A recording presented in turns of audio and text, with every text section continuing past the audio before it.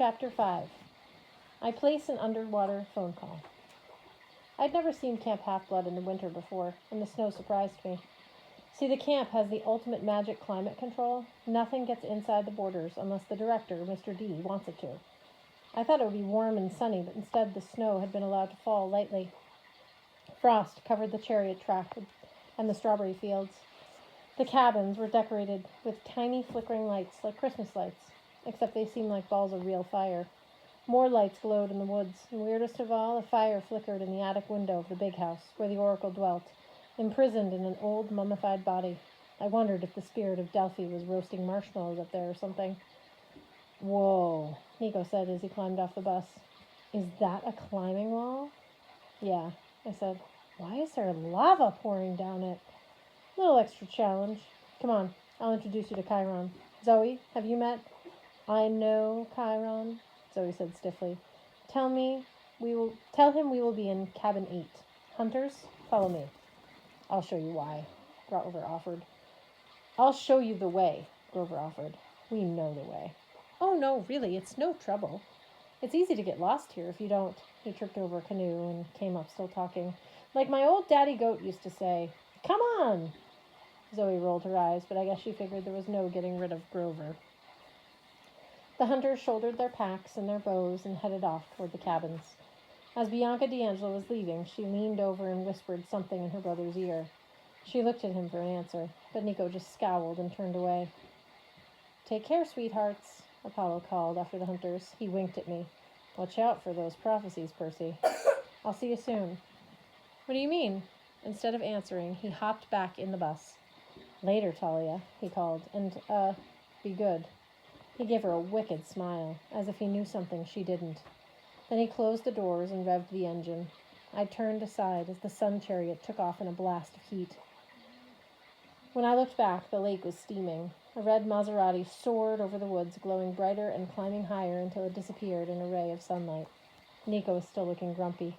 I wondered what his sister had told him. "Who's Chiron?" he asked. "I don't have his figurine. Our activities director," I said.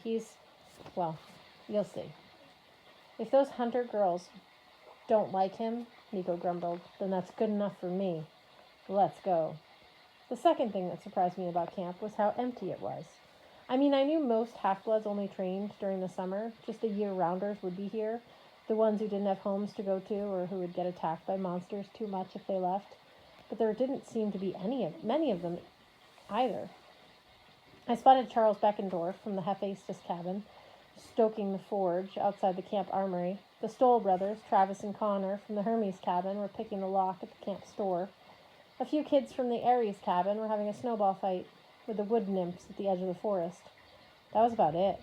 Even my old rival from the Ares cabin, Clarice, didn't seem to be around. The big house was decorated with strings of red and yellow fireballs that warmed the porch but didn't seem to catch anything on fire.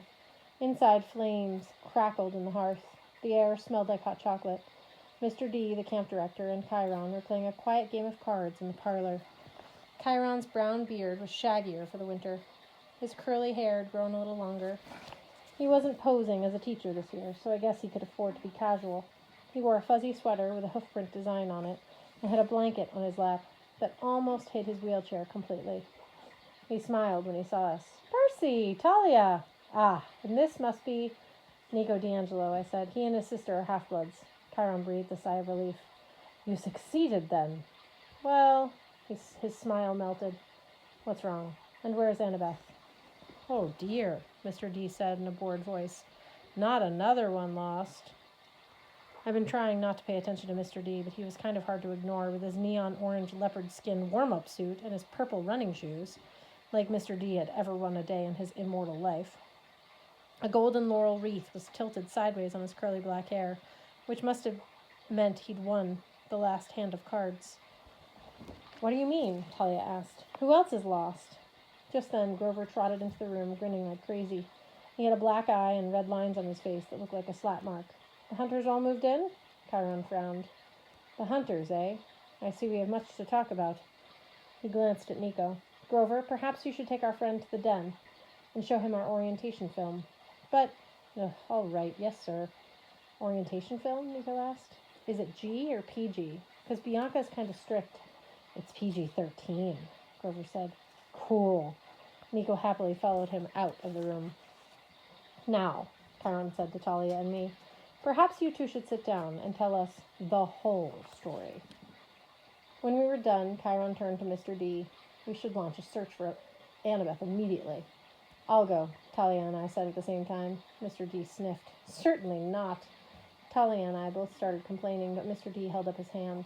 He had that purplish, angry fire in his eyes that usually meant something bad and godly was going to happen if we didn't shut up. From what you have told me, Mr. D said, we have broken even on this escapade. We have, regrettably, lost Annabeth, I snapped. She'd gone to camp since she was 7, and still Mr. D pretended not to know her name. Yes, he said, and you procured a small, annoying boy to replace her. So I see no point in risking further half-bloods on a ridiculous rescue. The possibility is very great that this Annie girl is dead. I wanted to strangle Mr. D. It wasn't fair Zeus had sent him here to dry out as camp director for 100 years. It was meant to be a punishment for Mr. D's bad behavior on Olympus, but it ended up being a punishment for all of us. Annabeth may be alive, Chiron said, but I could tell he was having trouble sounding upbeat. He practically raised Annabeth all those years when she was a year-round camper, before she'd given living with her dad and stepmom a second try. She's very bright. If our enemies have her, we will try to play for time. She may even pretend to cooperate. That's right, Talia said. Luke would want her alive. In which case, said Mr. D, I'm afraid she will have to be smart enough to escape on her own. I got up from the table. Percy? Chiron's tone was full of warning. In the back of my mind, I knew Mr. D was not somebody to mess with.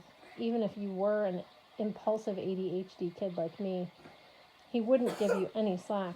But I was so angry I didn't care. You're glad to lose another camper, I said. You'd like it if we all disappeared.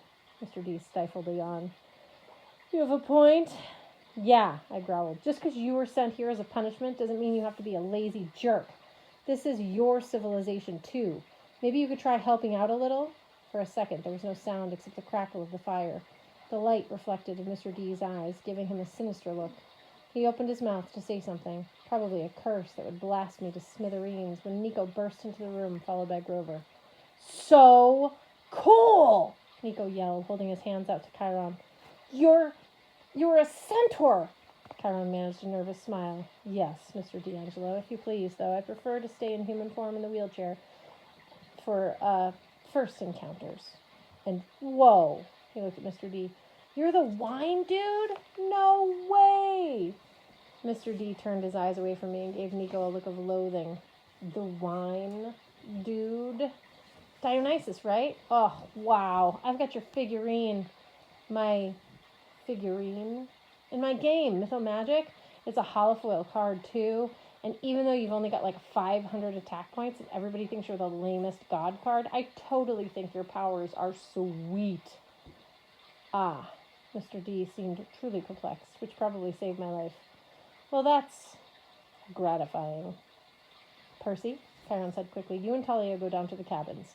Inform the campers we'll be playing Capture the Flag tomorrow evening. Capture the flag? I asked. But we don't have enough. It is a tradition, Chiron said. A friendly match whenever the hunters visit. Yeah, Talia muttered. I bet it's real friendly. Chiron jerked his head toward Mr. D, who was still frowning. Nico talked about how many defensive points all the gods had in his game. Run along now, Chiron told us. Oh, right, Talia said. Come on, Percy. She hauled me out of the big house before Dionysus could remember that he wanted to kill me. You've already got Ares on your bad side, Talia reminded me as we trudged toward the cabins. You need another immortal enemy? She was right. My first summer as a camper, I'd gotten in a fight with Ares, and now he and all of his children wanted to kill me. I didn't need to make Dionysus mad, too. Sorry, I said. I couldn't help it. It's just so unfair. She stopped by the armory and looked across the valley toward the top of Half-Blood Hill. Her pine tree was still there, the golden fleece glittering on its lowest branch. The tree's magic still protected the borders of the camp, but it no longer used Talia's spirit for power. Percy, everything is unfair, Talia muttered.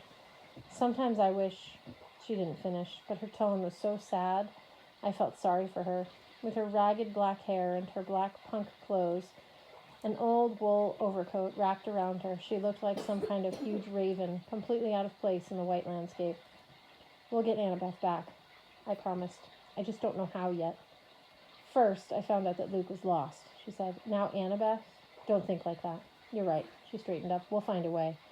Over at the basketball court, a few of the hunters were shooting hoops. One of them was arguing with a guy from the Aries cabin. The Aries kid had his hand on his sword, and the hunter girl looked like she was going to exchange her basketball for a bow and arrow any second. I'll break that up, Talia said. You circulate around the cabins. Tell everybody about Capture the Flag tomorrow. All right. You should be team captain. No, she said. You've been at camp longer. You do it. We can, co-captain or something?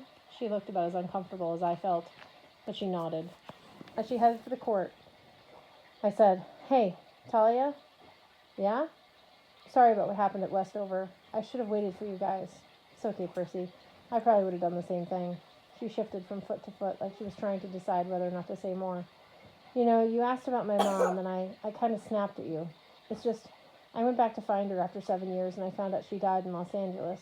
She, was a heavy drinker. So apparently she was out driving late one night about 2 years ago, and Talia blinked hard. I'm sorry. Yeah, well, it's not like we were ever close. I ran away when I was 10. Best 2 years of my life is when I was running around with Luke and Annabeth. But still, that's why you had trouble with the Sunvan? She gave me a wary look. What do you mean? The way you stiffened up. You must have been thinking about your mom, not wanting to get behind the wheel? I was sorry I said anything. Talia's expression was dangerously close to Zeus's. The one time I'd seen him angry. Like any minute her eyes would shoot 1,000,000 volts. Yeah, she muttered. That must have been it. She trudged off toward the court, where the Aries camper and the hunter were trying to kill each other with a sword and a basketball. The cabins were the weirdest collection of buildings you'd ever seen. Zeus and Hera's big one-columned buildings. Cabins 1 and 2 stood in the middle with 5 gods' cabins on the left and 5 goddesses' cabins on the right, so they all made a U around a central green and the barbecue hearth. I made the rounds, telling everybody about Capture the Flag. I woke up some Aries kids from his midday nap, and he yelled at me to go away. And when I asked him where Clarice was, he said, went on a quest for Chiron, top secret. She okay? Haven't heard from her in a month. She's missing in the action. Like your butt's gonna be if you don't get out of here. I decided to let him go back to sleep. Finally, I got to cabin 3, the cabin of Poseidon. It was a low gray building hewn from sea stone with shells and coral fossils imprinted in the rock. Inside, it was just as empty as always, except for my bunk. A minotaur horn hung on the wall next to my pillow. I took Annabeth's baseball cap out of my backpack and set it on my nightstand. I'd give it to her when I found her, and I would find her. I took off my wristwatch and activated my shield. It creaked noisily as it spiraled out. Dr. Thorne's spikes had dented the brass in a dozen places. One gash kept the shield from opening all the way, so it looked like a pizza with 2 slices missing. The beautiful metal pictures that my brother had crafted were all banged up. In the picture of me and Annabeth fighting the Hydra, it looked like a meteor had made a crater in my head.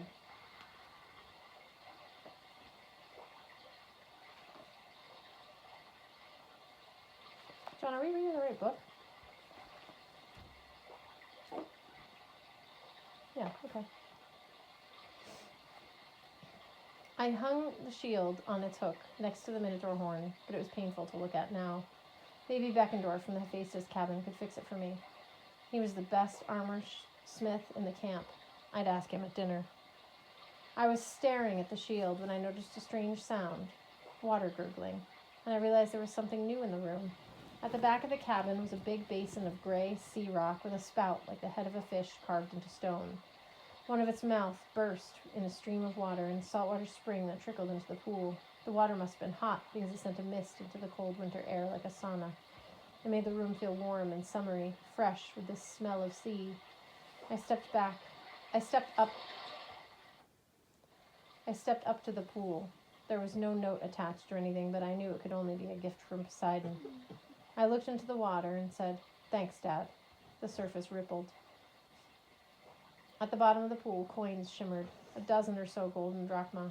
I realized what the fountain was for. It was a reminder to keep in touch with my family. I opened the nearest window, and the wintry sunlight made a rainbow in the mist. Then I fished a coin out of the hot water. "Iris, O goddess of the rainbow," I said, "accept my offering." I tossed a coin into the mist, and it disappeared. Then I realized I didn't know who to contact first. My mom? That would have been the good son thing to do, but she wouldn't be worried about me yet. She was used to me disappearing for days or weeks at a time. My father? It had been way too long, almost 2 years since I'd actually talked to him. But could you send an iris message to a god?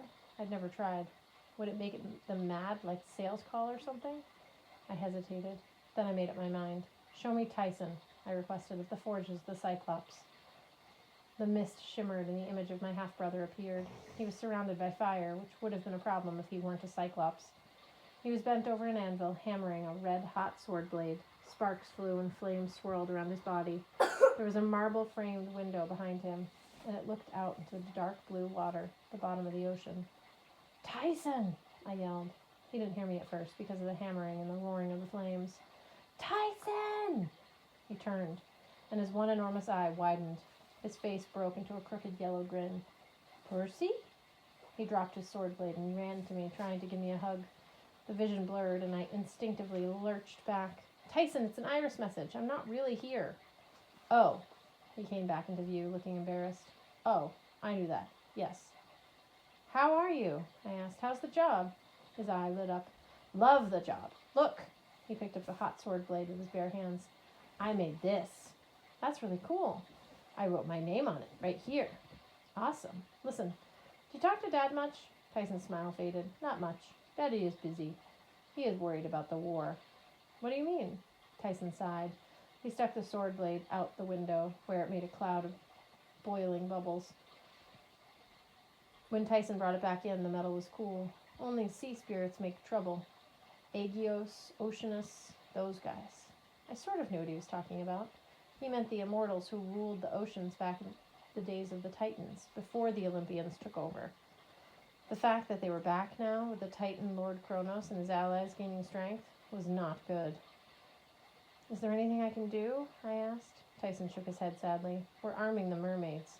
They need 1,000 more swords by tomorrow. He looked at his sword blade and sighed. Old spirits are protecting the bad boat. Princess Andromeda? I said Luke's boat? Yes. They make it hard to find. Protect it from Daddy's storms. Otherwise he would smash it. Smashing it would be good. Tyson perked up as if he just had another thought.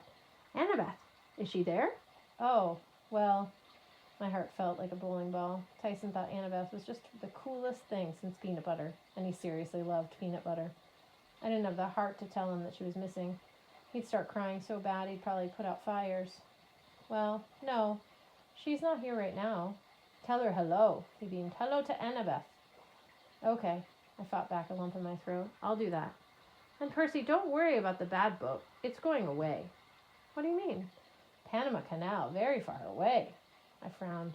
Why would Luke take his demon-infested cruise ship all the way down there? The last time we'd seen him, he was cruising along the East Coast, recruiting half-bloods and training his monstrous army. All right, I said, not feeling reassured. That's good, I guess. In the forges, a deep voice bellowed something I couldn't make out. Tyson flinched. Gotta get back to work. Boss will get mad. Good luck, brother. Okay, tell Dad. But before I could finish, the vision shimmered and faded. I was alone again in my cabin, feeling even lonelier than before. I was pretty miserable at dinner that night. I mean, the food was excellent as usual. Can't go wrong with barbecue, pizza, and never-ending soda goblets. The torches and braziers kept the outdoor pavilion warm. But we all had to sit with our cabin mates, which meant I was alone at the Poseidon table. Talia sat alone at the Zeus table. And we couldn't sit together. Camp rules. At least the Hephaestus, Ares, and Hermes cabins had a few people at each. Nico sat with the Stoll brothers, since new campers always got stuck in the Hermes cabin if their Olympian parent was unknown. The Stoll brothers seemed to be trying to convince Nico that poker was a much better game than Mythomagic. I hoped Nico didn't have any money to lose. The only table that really seemed to be having a good time was the Artemis table. The hunters drank and ate and laughed like one big happy family. Zoe sat at the head like she was the mama. She didn't laugh as much as the others, but she did smile from time to time. Her silver lieutenant's band glittered in the dark braids of her hair. I thought she looked a lot nicer when she smiled. Bianca D'Angelo seemed to be having a great time. She was trying to learn how to arm wrestle from a big girl who'd picked a fight with the Ares kid on the basketball court. The bigger girl was beating her every time, but Bianca didn't seem to mind. When we'd finished eating, Chiron made the customary toast to the gods and formally welcomed the hunters of Artemis. The clapping was pretty half-hearted. Then he announced the Goodwill Capture the Flag game for tomorrow night, which got a lot better reception. Afterward, we all trailed back to our cabins. Mom. This isn't normal Percy Jackson movies, I think. Afterward, we all trailed back to our cabins for an early winter lights out. I was exhausted, which meant I fell asleep easily. That was the good part. The bad part was I had a nightmare, and even by my standards, it was a whopper. Annabeth was on a dark hillside shrouded in fog. It almost seemed like the underworld because I immediately felt claustrophobic and I couldn't see the sky above, just a close, heavy darkness, as if I were in a cave. Annabeth struggled up the hill. Old, broken Greek columns of black marble were scattered around as though something had blasted a huge building to ruins. "Thorn!" Annabeth cried. "Where are you? Why did you bring me here?" She scrambled over a section of broken wall and came to the crest of the hill. She gasped. There was Luke, and he was in pain. He was crumpled on the rocky ground, trying to rise. The blackness seemed to be thicker around him, fog swirling hungrily. His clothes were in tatters, and his face was scratched and drenched with sweat. "Annabeth," he called. "Help me, please." She ran forward. I tried to cry out, "He's a traitor, don't trust him," but my voice didn't work in the dream. Annabeth had tears in her eyes. She reached down like she wanted to touch Luke's face, but at the last second she hesitated. "What happened?" she asked. "They left me here," Luke groaned. "Please, it's killing me." I couldn't see what was wrong with him. He seemed to be struggling against some invisible curse, as though the fog were squeezing him to death. "Why should I trust you?" Annabeth said. Her voice was filled with hurt. "You shouldn't," Luke said. "I've been terrible to you. But if you don't help me, I'll die." "Let him die," I wanted to scream. Luke had tried to kill us in cold blood too many times. He didn't deserve anything from Annabeth. Then the darkness above Luke began to crumble, like a cavern roof in an earthquake. Huge chunks of black rock began falling. Annabeth rushed in just as a crack appeared, and the whole ceiling dropped.